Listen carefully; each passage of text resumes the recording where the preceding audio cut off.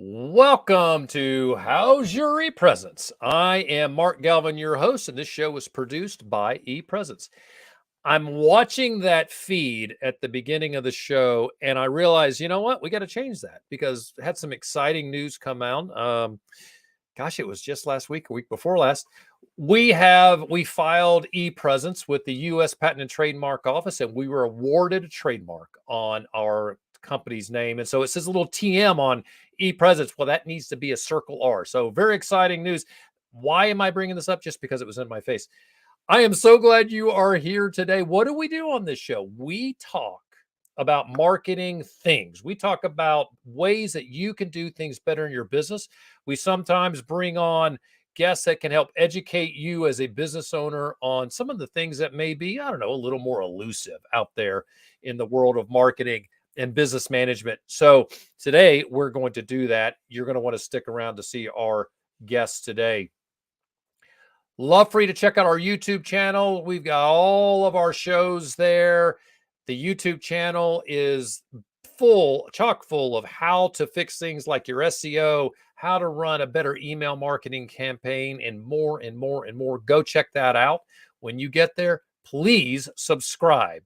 We want you to subscribe so when we go live, you know we went live and you can participate in the show.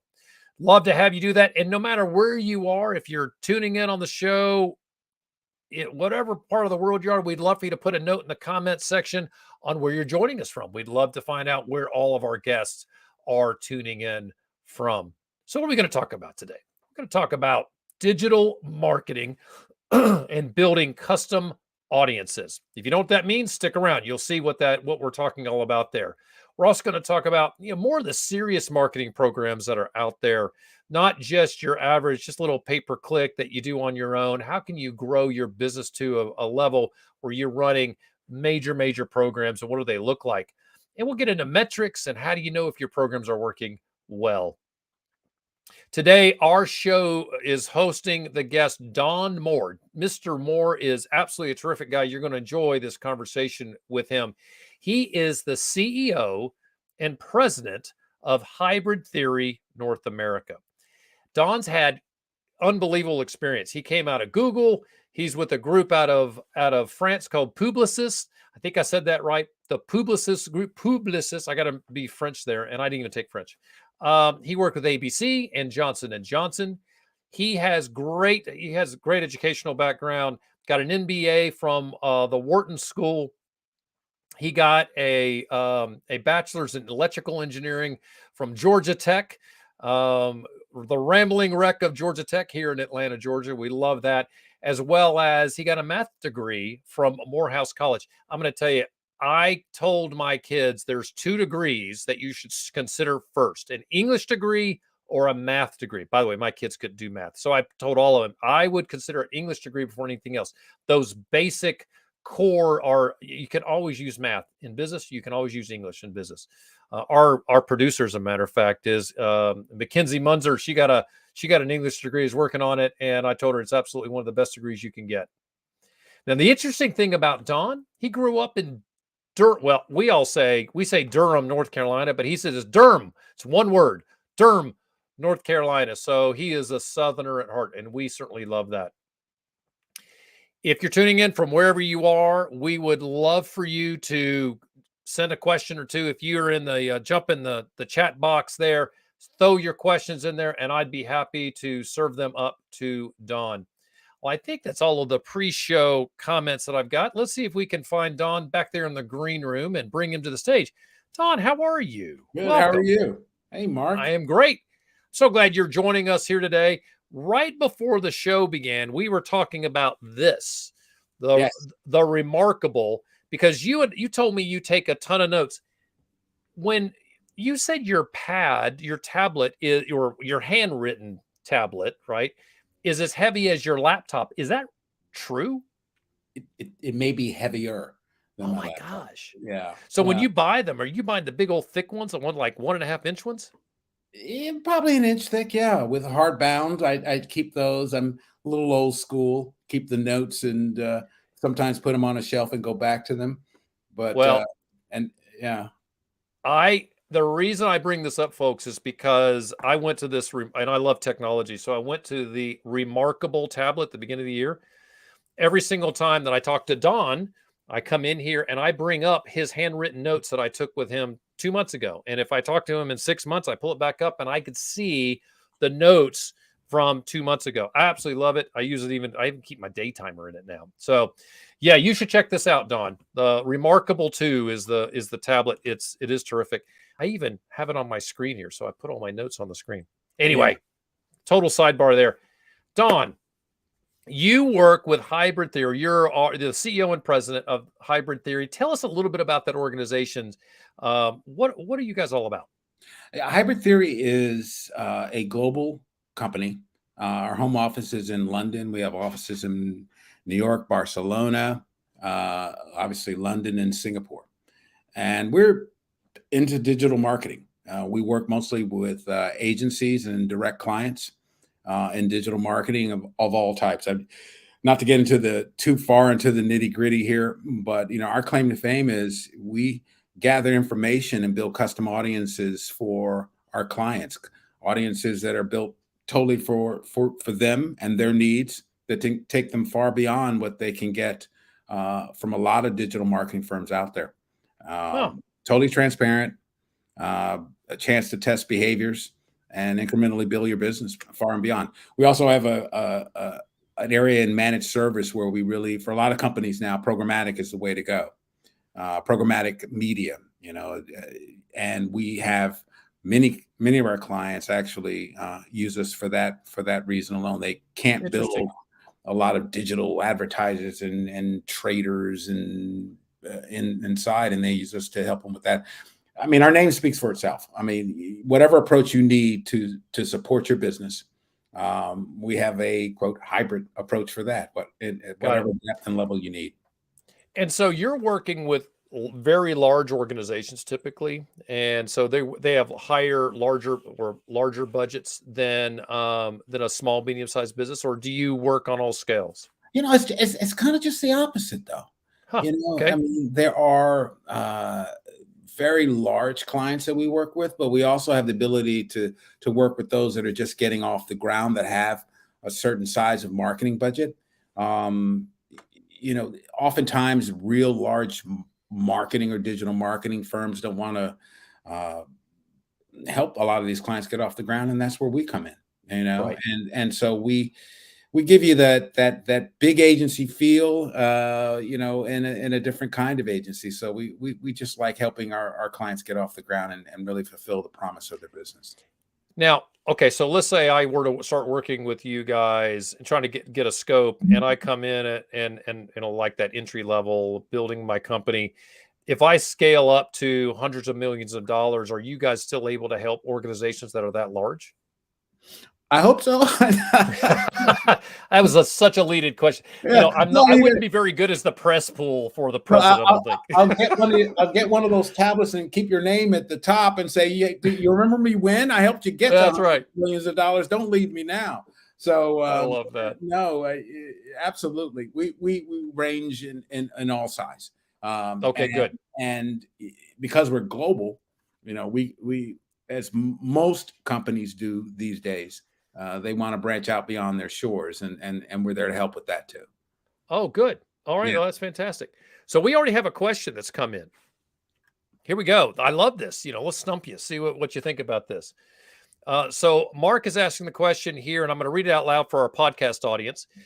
There is a saying in business, and this is from Mark Fonseca, and he said, there's a saying in business that 50% of your marketing budget is wasted. You just don't know which 50%. What do you think about that? I would say in many cases that could be accurate. I think 50% sometimes it can grow. Yep. I think the difficulty there for a lot of folks in marketing or in digital marketing is they don't sometimes know what they want to achieve. And I think when digital in and of itself, you ran through this history, which means I've been around for a few years. It used to be with radio and television, which is where I started my career in media. You would create those spots with sometimes not a measurable way except for in sales of what you're doing. With digital, you can measure a lot more. So you have the ability to take that 50% wasted and decrease that dramatically if you're doing it correctly. If you know what you're trying to achieve, what part of the funnel are you in? Are you in the early stages, or are you're trying to convert for sales immediately? It really depends. But yes, that is entirely possible. If you have the wrong marketing program, 50% may be a good day for you. But that's in really digital, you can interesting. do better. Yeah, with digital marketing, you can do better. What I love about today's ability to market is you can see you can get a direct return and measure it. And I think it makes it a little easier than the days that you used to print it and put a lot of money into that and Right. kept your fingers crossed that they were able to deliver, that supplier was able to deliver what they promised. Okay, I talked a little bit about this in the intro, and it was creating custom audiences. What the heck is a custom audience? Well, it basically is based on what your business is trying to achieve. Oftentimes, you with specific goals. What we like to do is customize to your client needs. Custom audiences built for you. Those audiences that you want to reach. You can say, I want to reach all people who write in tablets. Well, that's a big audience. Yeah. Okay. Right. Okay. But all people who are left-handed, who write in tablets in this geographic region of my store, et cetera, a little bit more custom. Yeah. I'm oversimplifying a little bit. But with many digital marketing firms, you're sometimes stuck with the audiences that they've defined by the broad demographics that they have. We drill down a little bit more. We want to make it custom for you, therefore more effective. We're also very transparent, and sometimes these custom audiences, or oftentimes these custom audiences, really demonstrate fresh behaviors for our clients. New sales, incremental sales, far and beyond. Okay, good. Yeah, far and away beyond what you're used to. The axiom in marketing about a decreasing or diminishing returns over time, higher reach, higher frequency, it translates into digital as well. So let's find that new audience, that custom audience that delivers you that incremental sales. Let's not put more money and saturate that area, that group that you've been talking to for years. Where can we go next? Who else is sitting out there waiting to hear your message? And that's where we come in. Yeah, and we do that. Yeah. I love that. All right, so this is good. I tell you what, folks, if you're out there and you have questions, you should throw them out here, because Mark's got a follow-up question. This is great. I'm gonna let Mark take over the show. How much information do you gather from your clients' existing customer base, and how do you gather it? Maybe this is a question on privacy, but maybe it is, how can you continue to build on that customer base? I'd love for you to kind of address both of those. Well, if the question is about privacy, I'm really proud to say that we are privacy compliant on a global basis. GDPR or any of the U.S. privacy regulations that are going now. So I'm very proud of that. We respect that. We respect not only our clients' privacy from their data, but also for the end user. So I think that's very high on our list. Good. And we use browse, search, and to Mark's question, to drill down another level. We have partners where we utilize browse, search, and share data to really formulate and add to build these custom audiences out. So that probably directly answers this question, but always with privacy in mind. I'm a big proponent of that. I do understand where that part of the industry is going. So, and the thing I love about technology is that it's able to do some pretty cool things to make our lives easier. My favorite example, which I think, quite frankly, could happen today, is I'm standing in the kitchen with my wife, and she says, "Hey, I'm out of eggs and we need half and half." And I go, "All right, I'll go get it." And I get in the car and I go up the street. There's a Sprouts. Do you have Sprouts where you are, Don? No.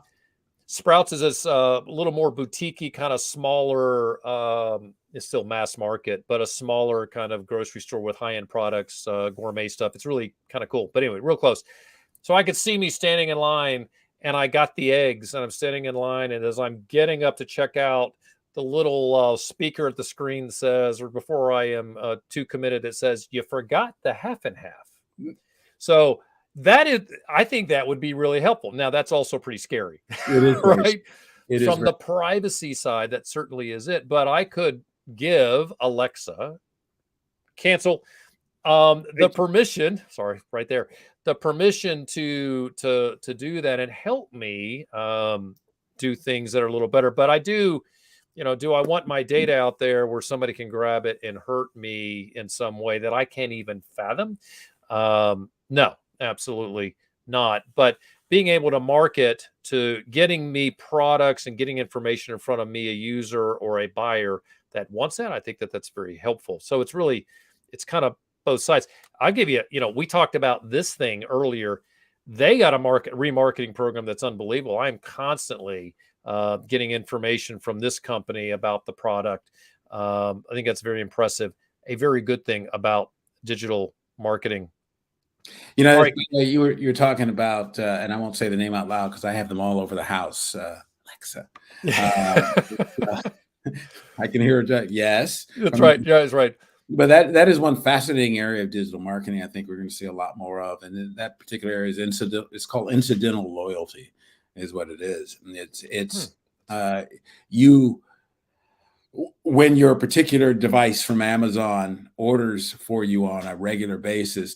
In my house, it's dog food and dog treats all the time. Yeah. And using that information to make you aware that there's an alternative dog food without even prompting it, alternative dog food on sale or another product on sale, challenging the loyalty you have to X or Y brand. It's going to be a fascinating area, but is that intrusive, or is that overstepping the boundaries of modern digital marketing into privacy? I mean, that's a great hour-long discussion that we could have. Well, and I think the answer is it depends, number one, on the person, right? Some people are not going to have a problem with it. Oh, I think that's great. Other people's like, what? And we just have to give people the freedoms to shut that down if they want it, shouldn't, and know it's shut down too. Not just say, I think I did it, but know that they were able to.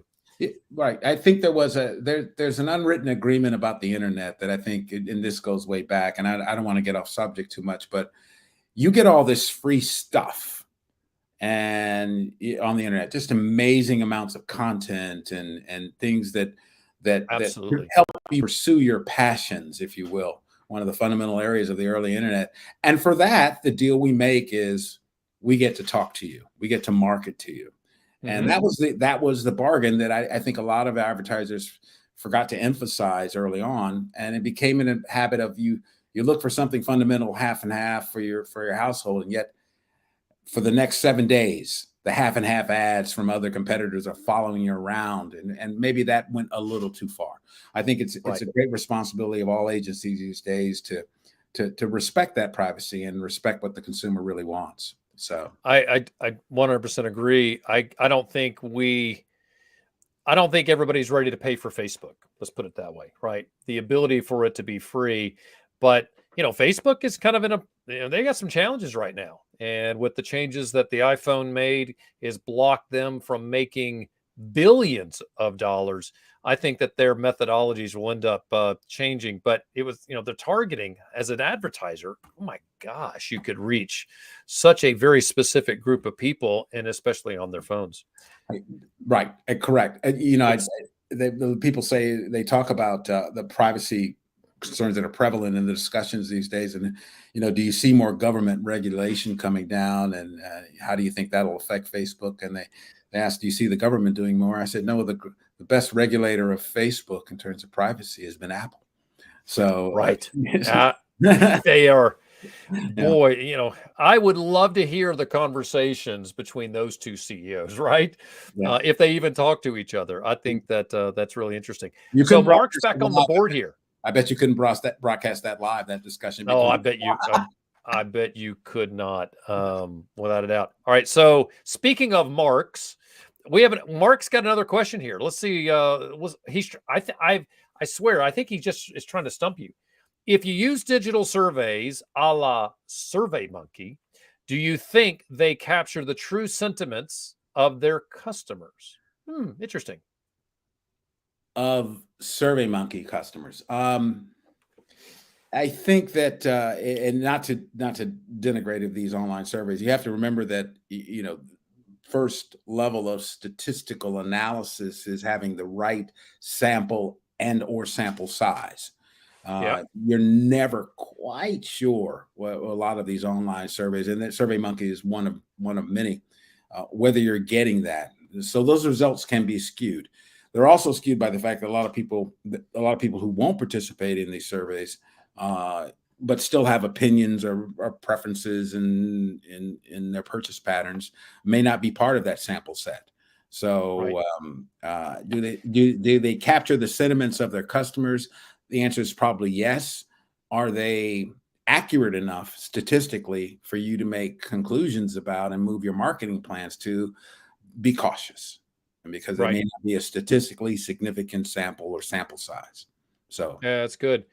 What about using a SurveyMonkey style program to send messages directly to a customer, very specific customers, to garner their feedback? Is that a good idea? it's not probably no different in my mind than the old school focus groups or focus groups. Okay. These are people who want to participate, people who want to offer their opinion, and I no would think different. so. Yeah, no different than a focus group. Yeah, but do you make quantitative decisions from that? To be cautious. Good. All right. Yeah. Fantastic. All right. Time check. We're doing great on time. I've got a, so it's funny, folks. Before the show, I always have a conversation with all of our guests, and I can honestly say, let me think about it. Yeah, today's the first day that I actually had a question that I was going to ask Don, and he said, Oh, "Yeah, don't you want to know what it is?" I'm not even going to read it out loud because it was one of those. It was such a great response. I'm like, wow, should have just thrown it out there. All right, so it would have actually. It was one of those things that would, in my opinion, on key partners of Don's. This isn't the question, by the way, Don. So small and medium-sized businesses have big plans, right? We all small businesses have dreams of being multi-million-dollar companies. I think most I would say. How can a small business best prepare for the future of their marketing by using serious marketing programs? And so I am thinking that, and this could be a show by itself. They're going to right. start they're going to start small. And how do they plan? Not just say, okay, I'm starting here, but how do I look at getting larger, not just staying in this small space? How would you recommend a business do that? Oh boy, that's a tough one. And it very much depends. I'd have to look at the business itself to offer my judgment on Okay. that. But early on, when you've got a great product, and it may be a unique product or retail establishment, you probably want to find out what works for you. That sounds like a cop out, but it's not. Okay. You can think of all kinds of different messaging, all kinds of different positionings, and maybe even the different kinds of creative that you want to use. All these Right. things are up in the air because you're starting from a blank tablet. Zero. Yeah, you're Yeah. talking about a blank tablet. Right. You go back to our discussion. Right. So you're not really sure what is our messaging. You're not even sure which logo resonates with people. So Right. it's the early stages are about experimenting. And if you don't have a large budget coming to you, then maybe you want to think about areas that are performance driven is how I'd start. Okay. Search is performance driven. You only pay upon click, CPC, cost per click, Right.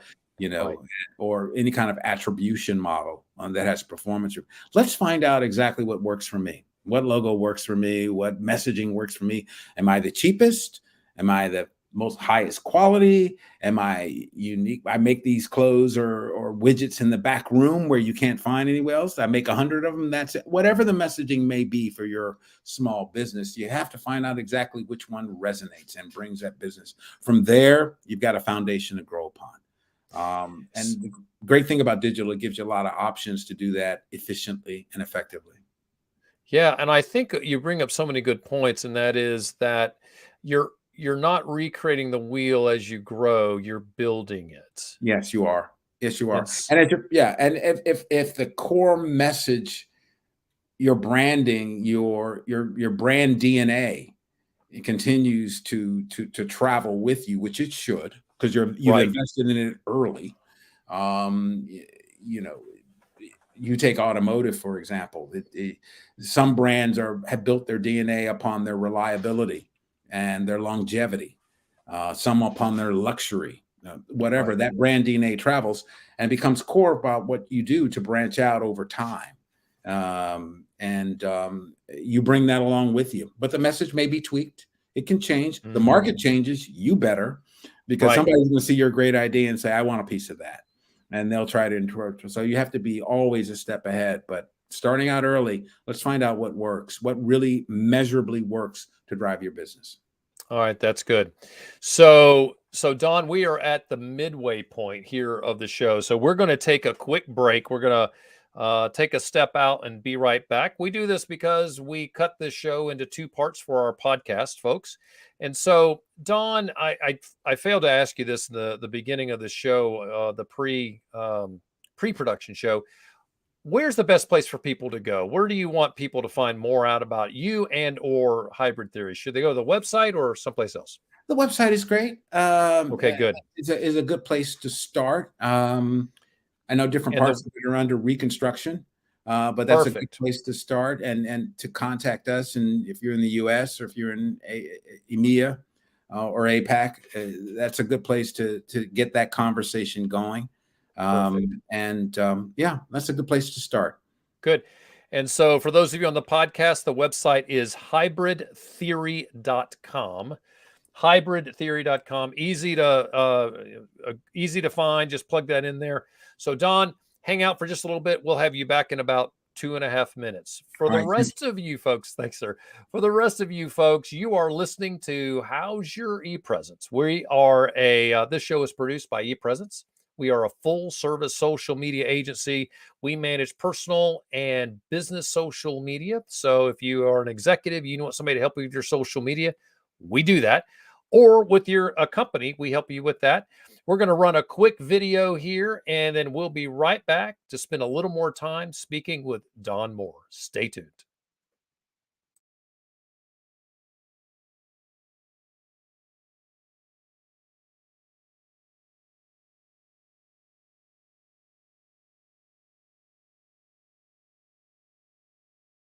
"72% of people have found that if they post every single day on LinkedIn, they see a higher level of engagement and as a result, a better ROI. At ePresence, we encourage you to post every single day on LinkedIn. The challenge is finding content that you can share every single day. If you would like help with that, that's exactly what we do at ePresence. Let us know. We can help you. ePresence, social media solved.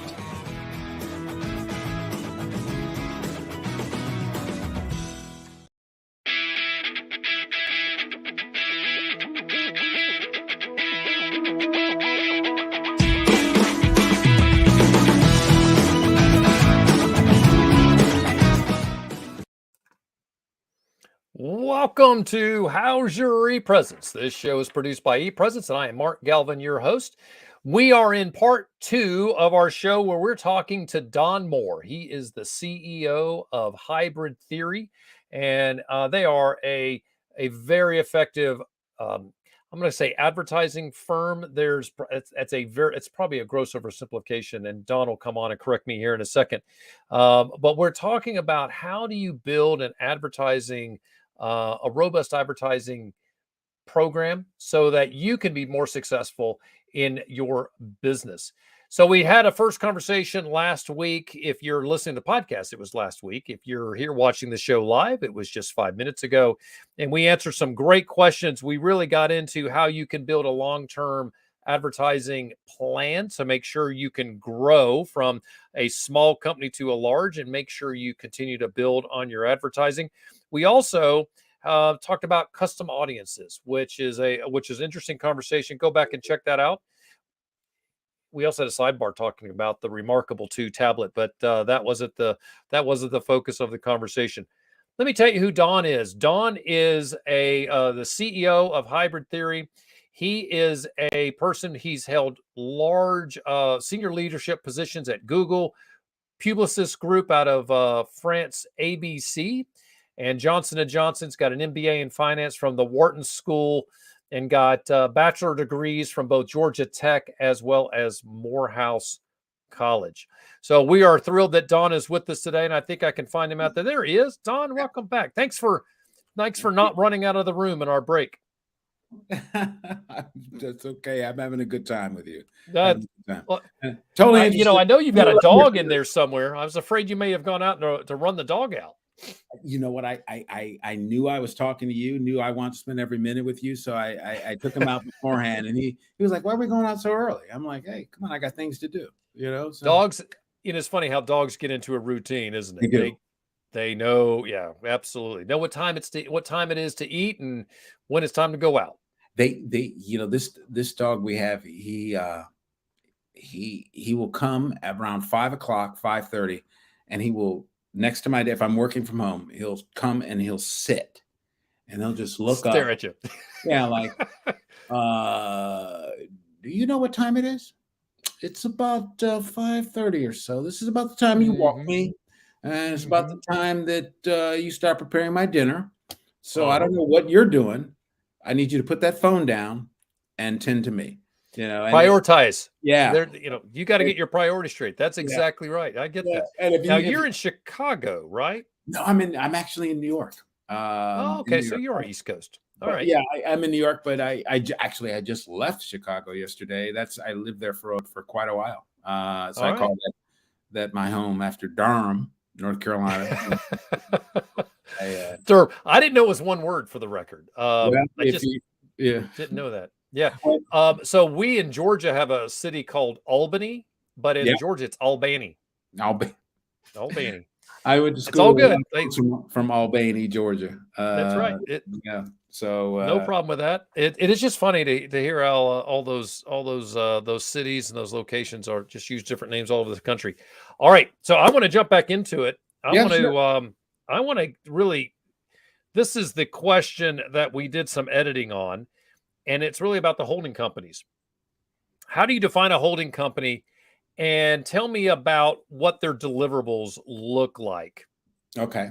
All right. So somewhere in the 90s and early 2000s, there advertising agencies or groups that own multiple advertising agencies. But around that time, a lot of them, because they were very attractive acquisition prospects, went on a buying spree and they built these mega holding companies of advertising agencies, and some of them may be familiar and exist, like Publicis, which is out of Paris, WPP out of London. You have other ones, Omnicom, IPG, Dentsu is out of Japan, and they acquired a lot of assets. And the basic business strategy was, we are one-stop shopping for you. We have PR firms, we have creative firms, we have well-known brands that you grew up on, brands that, shows like Mad Men were modeled after. Those are our agencies. So come to us, spend your money, and we can send you anywhere, digital, whatever, it doesn't really matter. And they created these mega organizations of hundreds of agencies in some cases that were across every discipline you can imagine. And and they still exist today. WPP is one of the largest. Publicis, I used to work for, is one of the largest. So agencies that you didn't know were owned by other people. Right. Yeah. Now, I think that there's some, that sounds attractive. So the one-stop shop from a large organization sounds like a very attractive thing because, well, let's be honest, I want high quality service and knowledgeable service. And an organization like that should have the talent depth to be able to come back to me quickly and say, here's a creative campaign that should work for you. Right. Am I wrong, or is that right? No, that's not wrong. That's not wrong at all. And they have the creative chops, the media buying chops in many cases. So we buy a lot of media. So we call up, the television or cable networks and say, we want a discount for our client. A lot of things can happen. We have the PR chops. That is true, and that works strategically for as I sometimes say, as a good term paper. But remember, they get large. They get very large, and after a while, and I don't think I'm out of place saying this. They prefer and seek out partnerships with clients that are also large. And because Yep. these holding companies are global in nature, it's better if we have global brands so we can access it's better for you as a client, and it's better for us as an agency if you can Right. access all our global data points Got in it. your search for good marketing, because we have offices in APAC and EMEA and you name it. We're there because we're global Hmm. and we're big, Right. and we're Yep. really, really, really, really big. Hmm. And that's great if you're Coca-Cola, McDonald's, or Sure. Ford or GM, or whatever. That's a benefit for you. It can be a benefit for you. So I also can see some challenges with that model when, well, maybe you're not large enough, and they don't want to work with you, but you still need that type of level service. Or what if you've got your own team in house that can do a lot of great work, and you need some a la carte things? How do those holding companies manage those types of arrangements? I think it's fair to say that they seek out clients of a certain size. Okay, well, and I And think that's just knowing your avatar. No, this is the type of client we want. yeah, this is the client we want. Yeah, And that can mean a lot of things. I don't want to. We have some partnerships at some level with some of these holding companies, so I don't want to go too far. But to say, sure, yeah, it's fair to say that they have a certain style of client that they seek out, and that can do with scale, right, the kind of media spend that they have, the kind of creative campaigns they want across X number of platforms. There's a lot of criteria. It's safe to say that's where hybrid theory comes in, because right, we work not only with large clients but also specialize in those that are not so large and deliver them got it. that personal approach. You talk about helping them understand. Well, that's one thing we pride ourselves on. We act as a consultative partner for a lot of our clients, and it's possible you may not get that in the large agency model, especially when Got you're it. not spending $250 million or $100 million in total spend globally or something like that. I'm just making Sure. it up. Yeah, yeah. All right. Well, good. So, a quick note to folks as you're walking in and out of our room here, we are talking to Don Moore. He is the president and CEO. Do I give you the CEO title, or is that not right? CEO and president of Hybrid Theory North America. So, we're talking a lot about advertising, and Don is extremely adept at knowing and understanding all of this great info. So, if I were to come to Hybrid Theory, what are you going to do to help me, right? So, hey, I run a social media agency out of Atlanta, Georgia. My avatar are executives. I'd love to talk to, actually, here's our avatar. This is, I was tell you, I want to find the organizations that have a marketing executive, define that person as you may, whatever Mhm. title, and they don't want to do social media. They don't want to hire somebody for it, but they need somebody to do it. So we'll come in and we'll work with them, and we'll just manage that part of their marketing. So that's who I want to reach. How would you help us do that work? Help your company, Mark? Yeah. Yeah. What would you do specifically to help us reach our target audience? Yeah, that's why I find your commercial that was so fascinating. I think you're very familiar with the walled garden approach of a Facebook or some of these other clients, and after a while that's almost a self-limiting kind of thing for your clients. You have to seek out, and again, back to the term we talked about in the previous half hour, the customized audience that go far and away above where you are. And sometimes these Right. are audiences that are a marketing executive of local retail. I'm just making this up as I go along. And you need Yep. that more personal, more targeted approach. And that's where we help, not only from a digital marketing standpoint, but we can also help with a social standpoint, and Hmm. finding these custom audiences far and away being cookie cutter with what you get with a lot of the social media agencies that exist right now. Fine products, don't get me wrong, Right. but they are big companies. Yeah. And, So and here's what I think is interesting about what you do, and I'm kind of drilling into this on yeah, purpose, is that Yeah, and I can go to Facebook and I can start to develop my own audience, right? And I can totally do that. You're not going to just sit inside of Facebook to find those audiences, are you? You Oh guys no, have systems. Your tentacles go further than just inside that one social media platform. that's correct. We can go farther than that. Right. We can go farther than that in ways that are unique Hmm. for a particular client's needs. They talk about their data, their information. Well, there's a Right. lot of information out there, Hmm. and we Hmm. don't just need your data. We could use some other data too, especially when our every dollar for us is more precious than it can be Right. for a company that can afford to miss here and there. And that's what we try. That's what our real personalized or hybrid approach takes advantage of. Got it. Okay, Yeah. good. Well, thank you for drilling into that. I think that that was a question I had. I want to make sure we answered that for the audience. So, Mark's back. Well, first Mark, of all, actually, let me show you this. Hold on. So, Amanda Parrish, good friend of ours. She's just a good friend. I thank you, Amanda, for tuning in. We love you.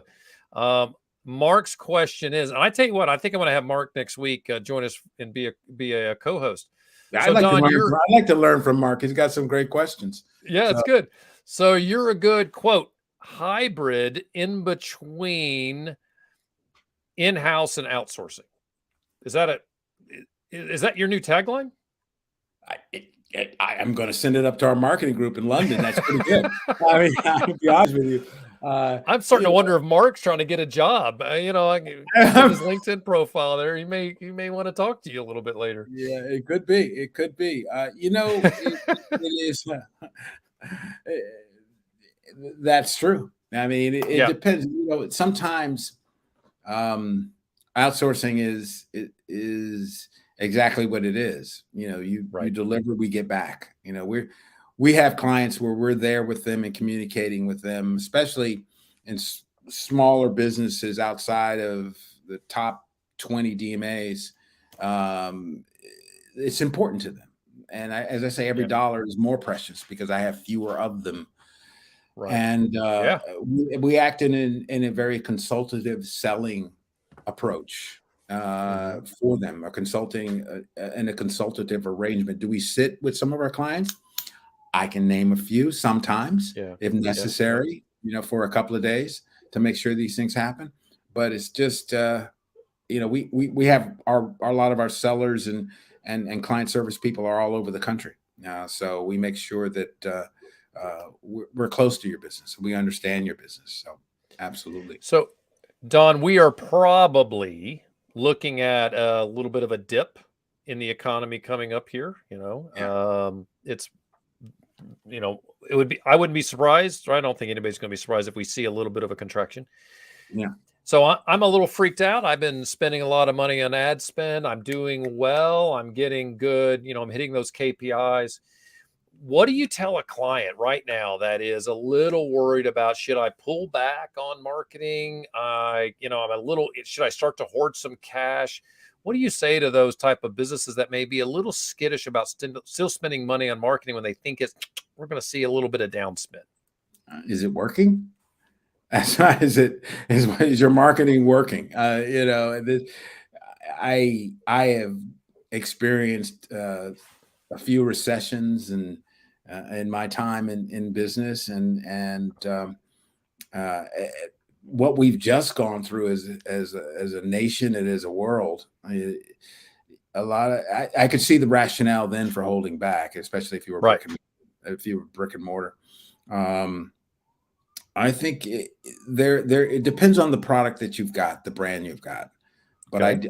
do believe that there is you must really ask yourself the hard question about pulling back in an economy because I guarantee you some of your competitors will out Right. of a reaction. And is that the time you strike?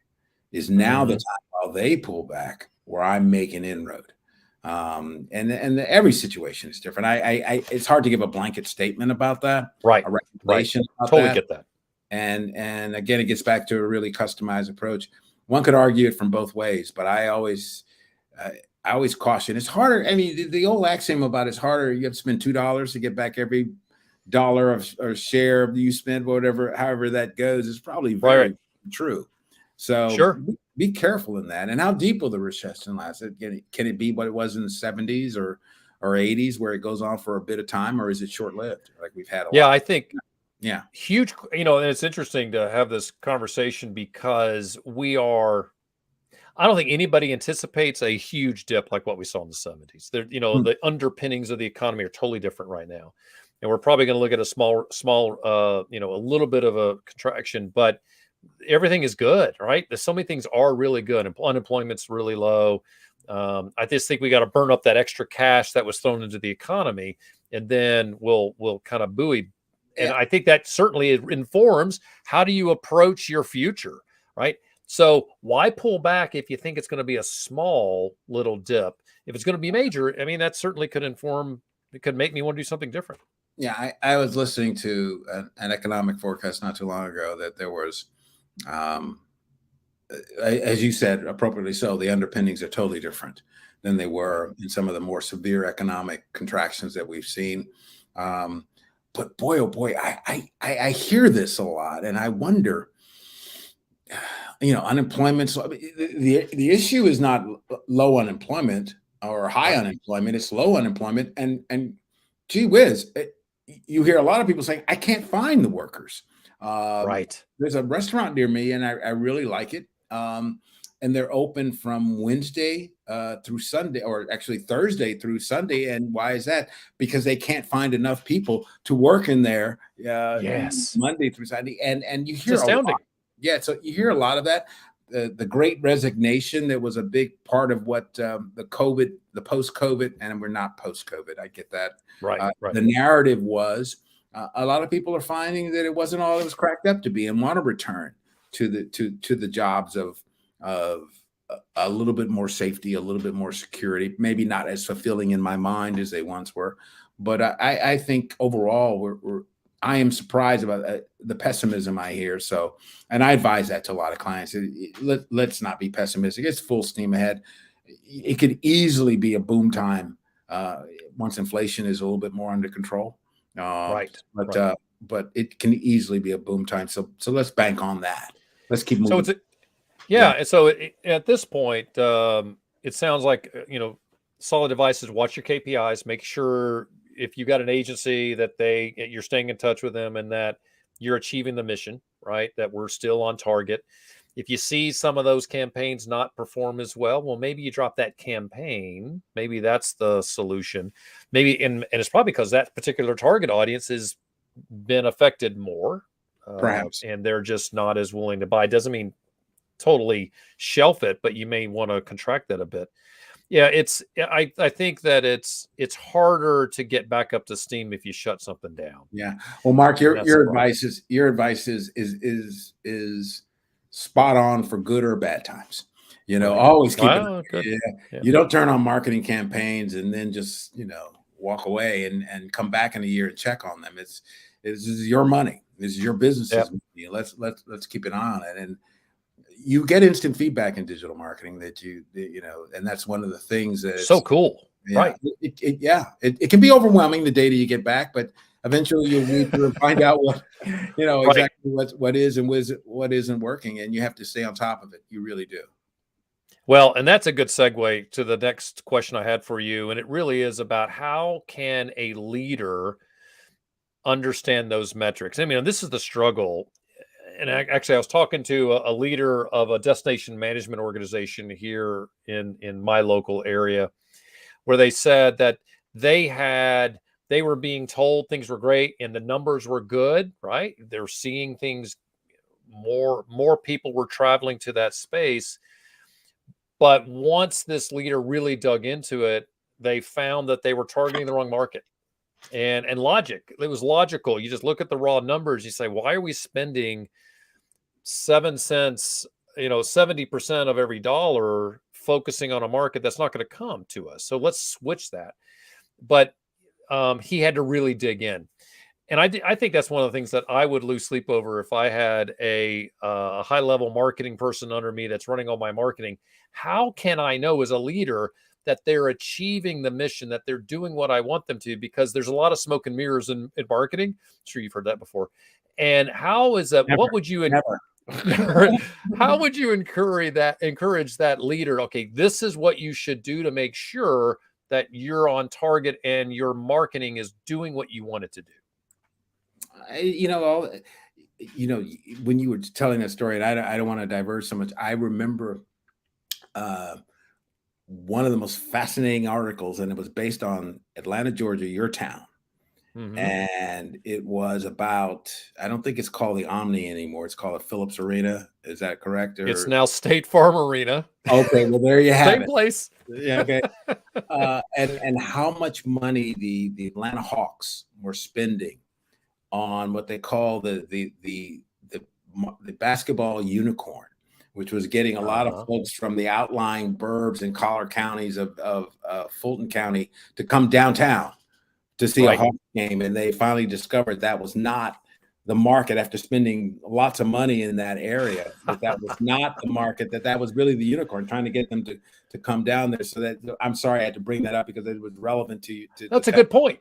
Yeah, that's a great point. And so this goes back to it. Whoever was in charge at the time of the Hawks was thinking that this was good, and their marketing people, let's be honest, the marketing people say this is good, and here's why it's good.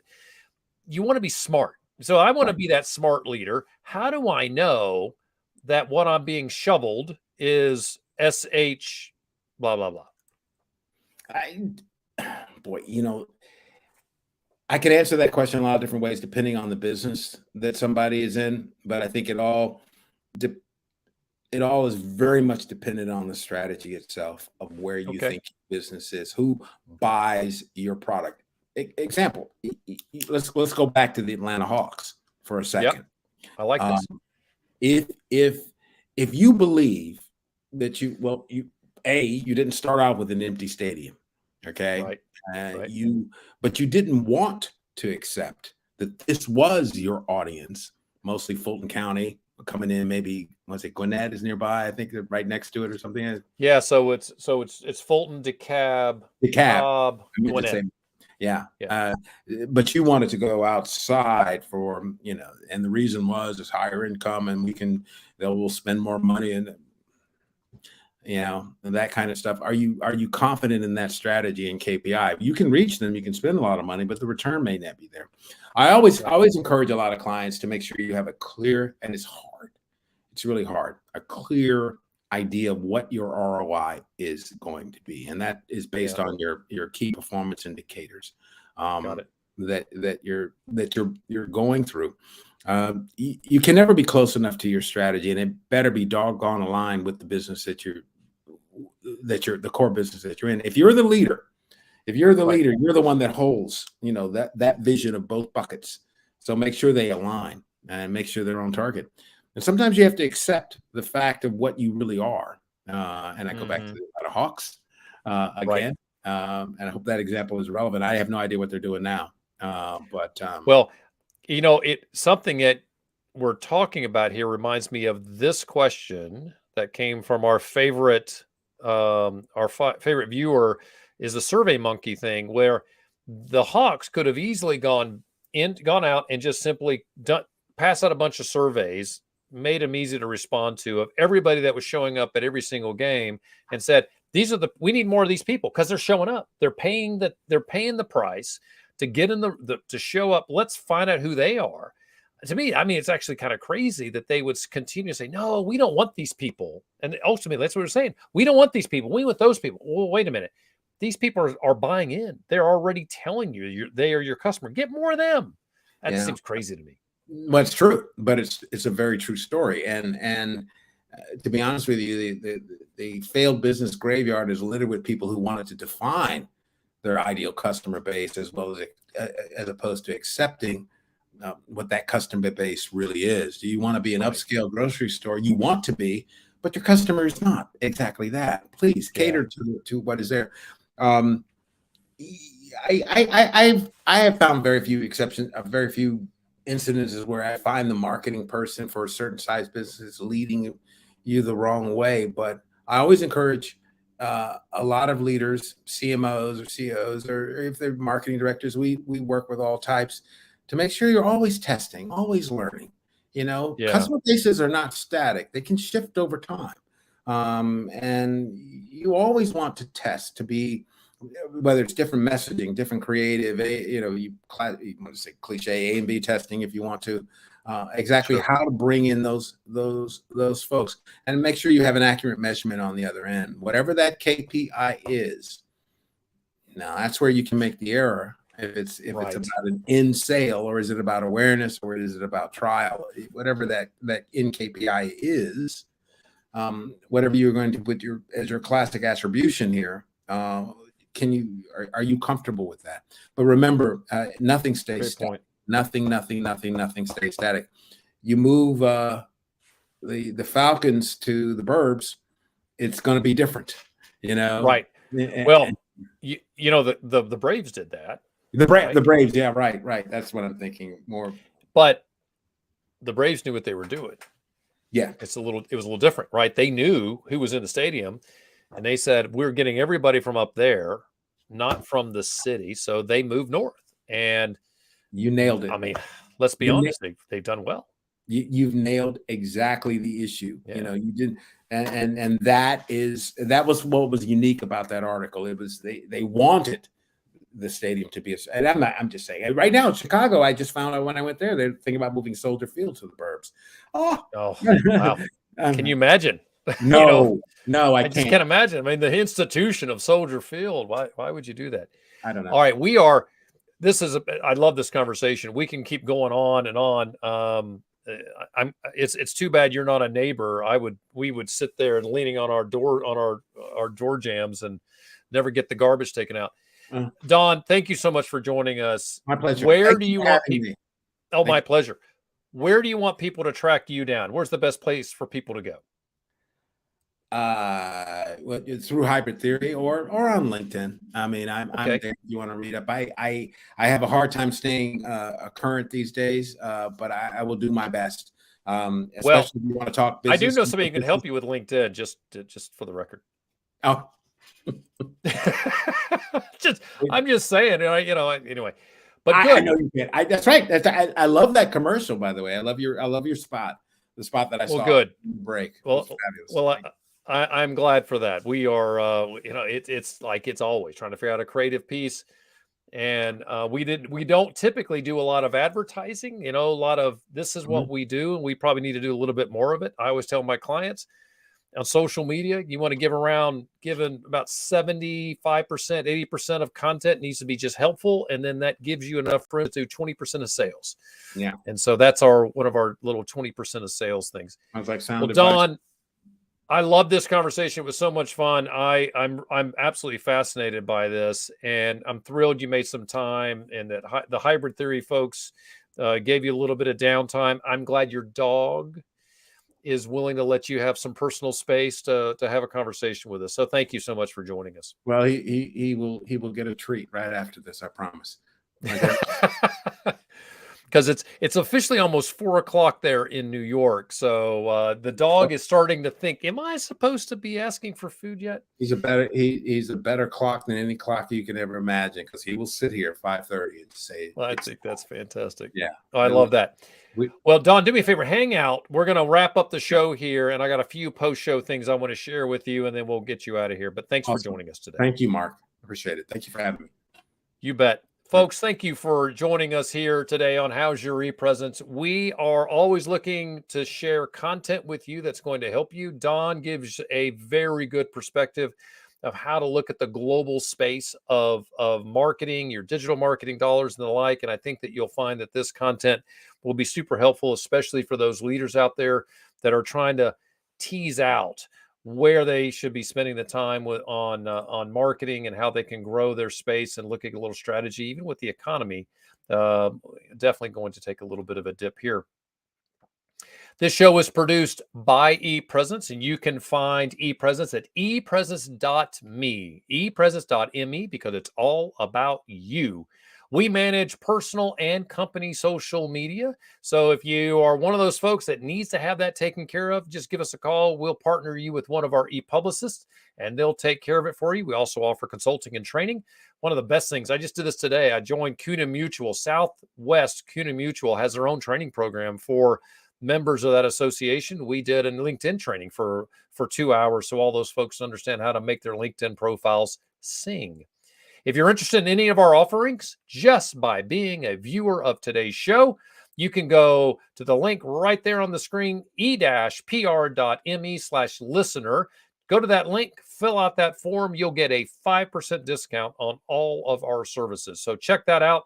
Gives you a little bit of savings. And we just want to say we so appreciate you being here and watching How's Your E-Presence. Speaking of How's Your E-Presence, we are everywhere. You can find us on YouTube, Facebook, LinkedIn, and Twitter. Wherever you watch, please subscribe. Hit that subscribe button there on the screen because we want you to know when we go live so you can act like Mark did today. Mark just took over the show and was able to ask all his own questions. You can do the same thing. We also have, we drop all of our shows as podcasts. They're hour long now. We cut them in half. So we drop them in 30-minute segments. If you'd like to see what shows we have out there or want to add us to your podcast app, you can check that out at the link right there on the screen, epresence.me/podcast, epresence.me/podcast. You can see all of the locations where we're dropping our shows. Folks, we're so happy that you're here, that you've joined us today. Until next time, for my guest, Don Moore, I'm Mark Galvin. Thank you for watching How's Your E-Presence?